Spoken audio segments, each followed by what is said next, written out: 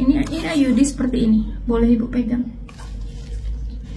Ya, ini adalah plastik yang dililit oleh tembaga. Nah, ya, tapi kita tahu tembaga tidak akan bertagar ya, tidak akan berkarat ya, karena sifatnya seperti itu. Nah, ini ada benang, boleh Ibu pegang benangnya. Nah, gitu. Nah, ini IUD nanti diletakkan di dalam rahim. Ketika proses pasang, sayapnya akan tertutup seperti ini. Ya, ini maaf, ini liang senggama. Kalau berhubungan, Mr. P ini sampai di sini. Ya, kalau saya lihat kan. Nah, Mr. P mentok sampai di sini. Ini mulut rahim, ini rahim. IUD-nya diletakkan di dalam rahim, ya. Nanti ada alat bantunya untuk mendorong IUD-nya sehingga IUD-nya tertutup sayapnya, dan ketika masuk sayapnya akan terbuka gitu. Seperti ini. Ya. IUD, untuk pengguna IUD haidnya akan terjadi setiap bulan. Tapi catatan khusus buat ibu menyusui, ini aman untuk ibu menyusuin, tapi catatan khusus untuk ibu menyusuin, pada ibu menyusuin itu terjadi peningkatan hormon produksi ASI yang akan menekan hormon proses haid sehingga tidak terjadi haid. Jadi menggunakan IUD seharusnya haid setiap bulan secara normalnya seperti itu, tapi pada ibu menyusuin tanda kutip bisa terjadi haid atau tidak terjadi haid sama sekali. Paham? Karena gangguan hormon ya Pak? Karena gangguan hormon. Ya, karena bukan gangguan ya, karena tadi peningkatan hormon produksi ASI. Gitu. Dan itu variatif, ada yang 1 bulan, ada yang sampai 6 bulan, ada yang sampai 2 tahun tidak terjadi haid karena menyusui. Jadi penyebab tidak menyusuinya, penyebab tidak terjadinya haid bukan karena IUD-nya, tapi karena menyusui. Ya, paham? Ada yang ditakutkan soal IUD? Enggak ada, aman. Rencana mau menggunakan IUD? Insya Allah sih kayaknya. Ya. Tapi itu nggak ada, maksudnya gangguannya cuma yang tadi itu aja ya? Ya, efek samping dari IUD ada 2. 1, haidnya akan lebih deras. Haidnya akan lebih deras, tapi bukan perdarahan. Deras aja gitu. Ya, tapi tidak semua wanita bisa menggunakan IUD. 1, jika rahimnya kurang dari 6,5 cm itu tidak bisa menggunakan IUD. 2, jika dia memang mengalami gangguan haid sebelumnya. 3, jika memiliki resiko penyakit seksual menular. Itu tidak disarankan untuk menggunakan IUD. Ya. Terus kalau rencana mau menggunakan IUD, karena saat ini ibu sedang dalam kondisi hamil, IUD itu bisa digunakan pada saat setelah lahiran. Ya, sampai dengan 2 kali 24 jam. Maksudnya dari batas dia lahir, melahirkan Temuni sampai 2 kali 24 jam bisa dilakukan pemasangan. Setelah itu tidak bisa dilakukan pemasangan sampai hari ke-30. Di hari ke-30 baru boleh melakukan pemasangan IUD. Jadi ibu punya 2 pilihan nanti untuk memasangkan IUD kapan gitu. Kalau ibu melahirkan di rumah sakit dan tidak ada kendala perdarahan, ibu boleh pesan sama dokternya, dok saya mau menggunakan KB IUD. Ya, kalau tidak cocok, kapan saja bisa dibuka. Kapan aja? Iya. Tandanya tidak cocok, sudah tahu? Belum. Nah, kalau tidak cocok itu ditandai nyeri di pinggul bagian bawah, nyerinya lebih sakit, terus kalau dikasih obat tidak ada hilang sama sekali. Terus perdarahannya tidak berhenti. Itu tandanya tidak cocok dengan IUD-nya. Gitu. IUD juga bisa resiko eksplosi keluar di 1 tahun pertama.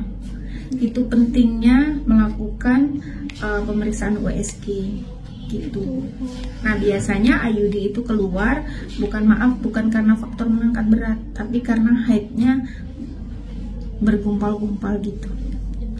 Ya, atau si tubuh tidak bisa menerima, si rahim tidak bisa menerima, tidak cocok ya. Gitu. Tapi kalau mau ini bisa dicoba dulu. Ntar aja deh. Ya. Ntar aja deh.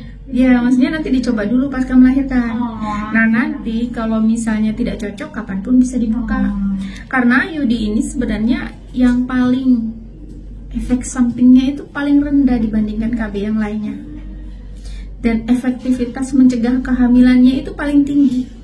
Kita tahu ya bahwasanya perlu dipahami bahwasanya semua KB itu tidak ada yang bisa mencegah 100% kehamilan. Semua punya kekurangan dan kelebihan. Tapi ini yang paling efek sampingnya rendah dibandingkan pil, suntik, implan, itu paling rendah. Kalau yang hormon tadi bisa terjadi perubahan haid ya, ada gangguan haidnya. Bisa agak malas berhubungan, terus agak naik turunnya mood itu nggak stabil gitu. Tapi meskipun nggak semua mengalami itu, juga bisa beresiko berat badan naik. Tapi banyak juga yang pakai hormon berat badannya stabil. Banyak juga yang pakai hormon tidak mengganggu mood berhubungan, tuh ada juga. Gitu. Kalau ini paling aman. Hanya saja tidak semua bisa cocok. Ya cocok-cocokan lah. KB yang terbaik kan yang cocok ya dengan kondisi kita ya. Dan kita ngerasa nyaman ya. Ada pertanyaan lagi soal IUD? Aman? Nanti berarti mau coba IUD dulu? Ya, boleh nanti tanya-tanya sama orang-orang di sekitarnya. Pernah searching soal IUD sebelumnya? Nggak pernah sih searching, tapi pernah ngeliat FYP kita tuh kayak mending pakai gitu. Tanya sih dari situ. Iya. Tapi karena kayak belum kepikiran hamil kan, jadi kayak ya udah nanti aja deh. Iya, itu sebabnya kalau sekarang itu hamil itu udah dikasih informasi soal KB. Agar ketika dia melahirkan dia sudah bisa menentukan. Kalau dia menentukan IUD kan bisa dipasang sesaat setelah melahirkan. Gitu. Ya. Oke, aman, pas.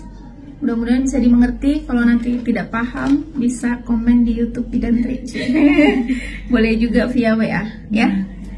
Ini IUD ya di kesepakatan kita ya. Bisa boleh diulang, bisa dipasang kapan saja setelah lahiran. Setelah lahiran 1 kali 24 jam. Iya, 2 kali 24 jam atau 3 setelah hari ke-30. Iya, 30 ya. Ya, pintar. Tanggal 24 bulan 10 ya, ini sepakat ya. Cari informasinya ke tetangga ya.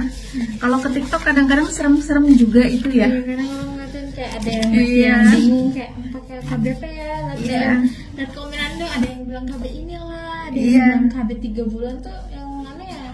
Yang naik gitu ya kadang. Kadang cocok-cocokan memang sih. Iya, cocok-cocokan. Kadang ada yang orang naik betul badannya. Iya, benar. KB, ada yang kayak gitu-gitu juga, ada yang berjerawat apa gitu.